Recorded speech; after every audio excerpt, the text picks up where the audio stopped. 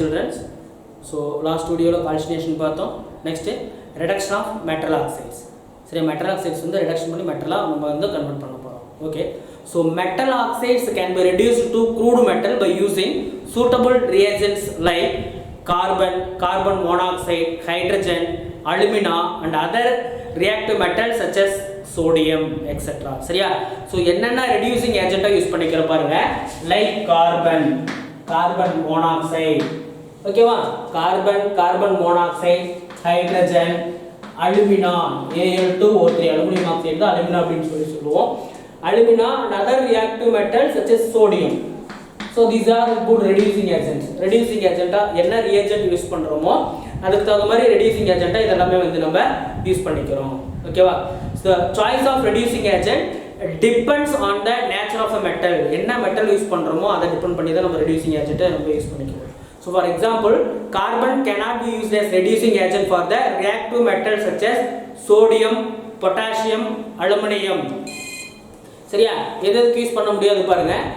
Carbon cannot be used as reducing agent. என்ன கார்பனை use பண்ணிக்க முடியாது அப்படினா reactive metals என்னென்ன சொல்றாங்க அப்படினா sodium. சரியா? இதுக்கு கார்பனை வச்சு reducing agent யூஸ் பண்ணிக்க முடியாது. Then potassium, sodium, potassium and aluminum, Al. இதெல்லாம் நம்ம வந்து யூஸ் பண்ண முடியாது. Sodium, potassium, aluminum similarly. So carbon monox cannot be used to reduce to oxides. சரியா? ஆக்சைட்ஸ் யூஸ் பண்ணிக்க முடியாது கார்பன் மோனாக்சைட. சோ என்னென்ன ஆக்சைடு அப்படினா ஜிங்க் ஆக்சைடு, அலுமினியம் ஆக்சைடு. சரியா? Zinc oxide ZnO, then Al2O3 aluminium oxide. இது reducing ஏஜென்ட்டா use பண்ணிக்கலாம். புரியுதா? But ஆனா CO கார்பனை வச்சு இத பண்ண முடியாதுன்றா, அதே மாதிரி கார்பன் மோனாக்சைடு வச்சு இத பண்ண முடியாது. இந்த யூஸ் பண்ணிக்க முடியாது. சரியா? So later in this we study selection of suitable reducing agent by applying Elingham diagram. சரியா? அந்த எலிகம் டயகிராம் இதை ஏன் யூஸ் பண்ண முடியாது, எலிகம் டயகிராம் பின்னாடி கொடுத்துருப்போம், நம்ம அதில் இருந்து தெரிஞ்சுக்கலாம். ஓகேவா? First one smelting. ஸ்மெல்டிங்னா என்ன அர்த்தம் அப்படின்னா உருக்குதல் அப்படின்னு சொல்லி ஸ்மெல்டிங். ஓகேவா? என்ன சொல்கிறோம் சார் அப்படின்னா ஸ்மெல்டிங் அப்படின்னு சொல்லி சொல்கிறோம். ஓகே பாரு, ஸ்மெல்டிங்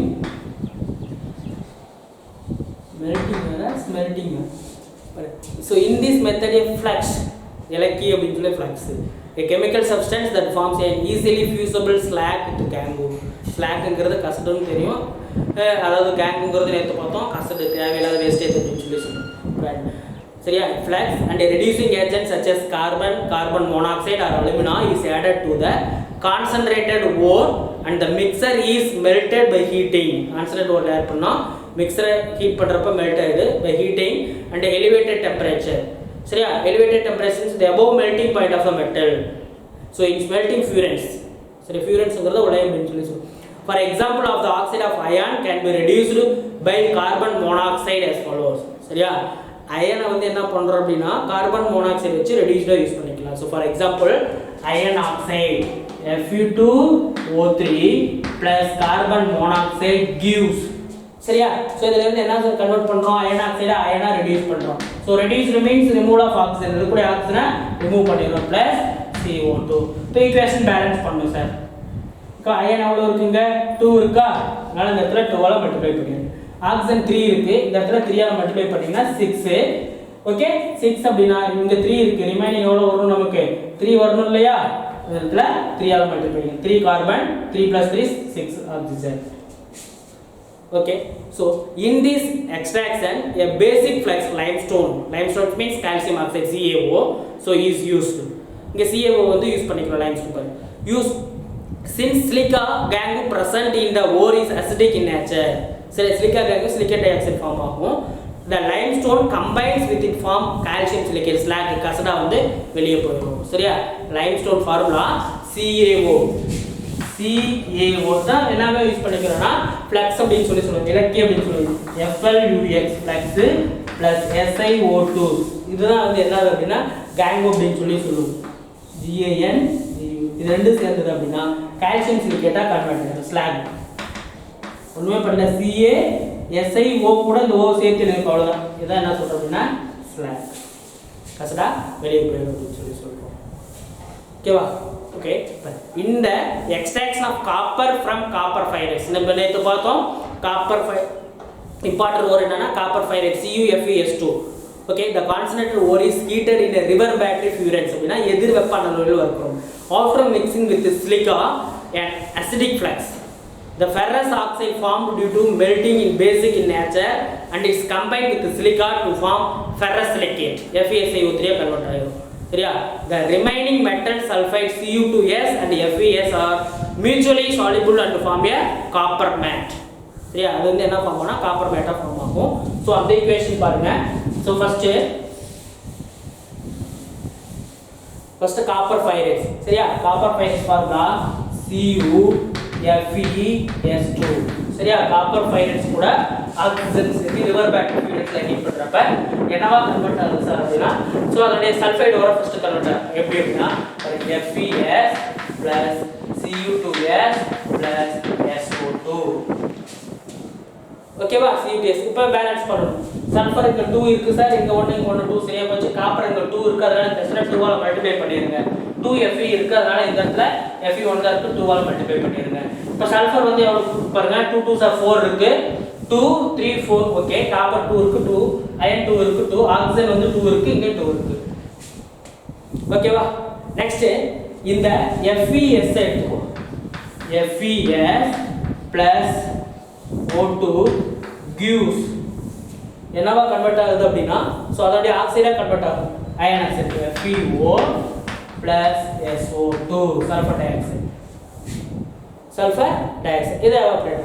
இப்போ பேலன்ஸ் பண்ணுங்க பார்க்கலாம். ஆக்சிஜன் 2 இருக்கா, இங்க 2 plus 1 3 இருக்கு. அப்ப இந்த இடத்துல 2 ஆல் மல்டிப்ளை பண்ணிருங்க.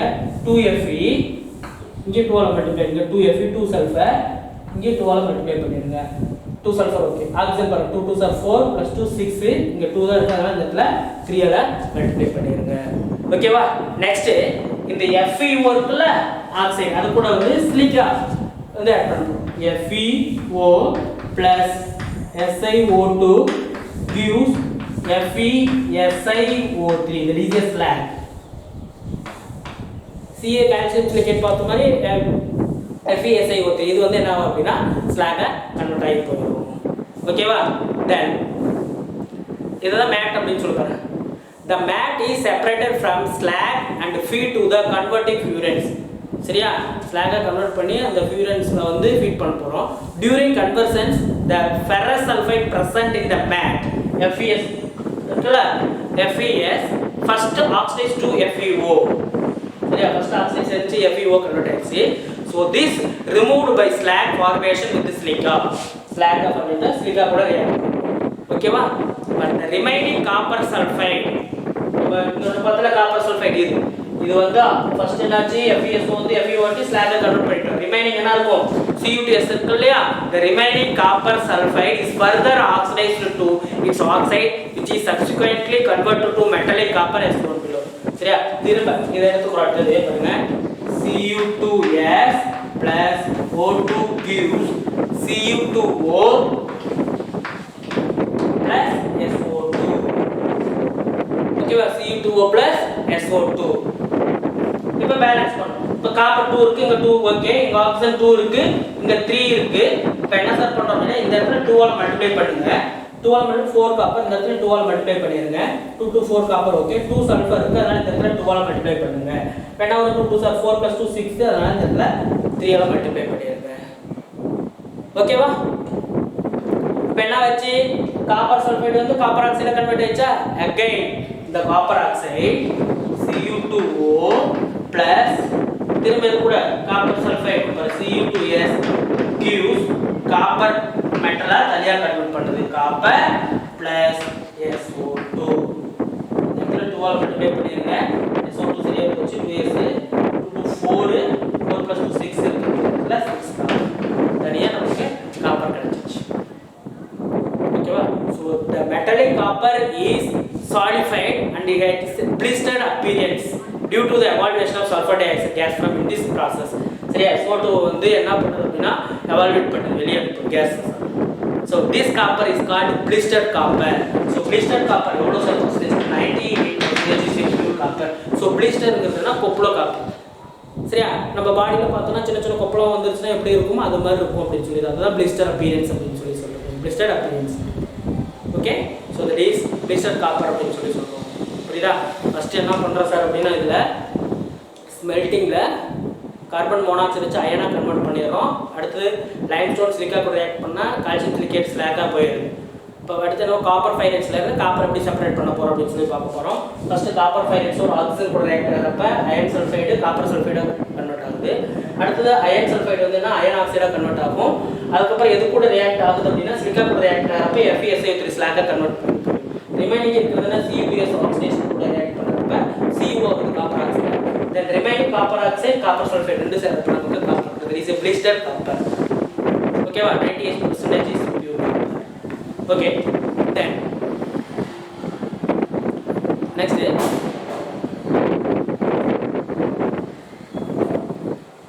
ஓகேவா? நெக்ஸ்ட் வந்து என்னன்னா ரிடக்ஷன். இப்போ ரிடக்ஷன் ஸ்மெல்ட்டிங் முடிச்சிட்டோம்.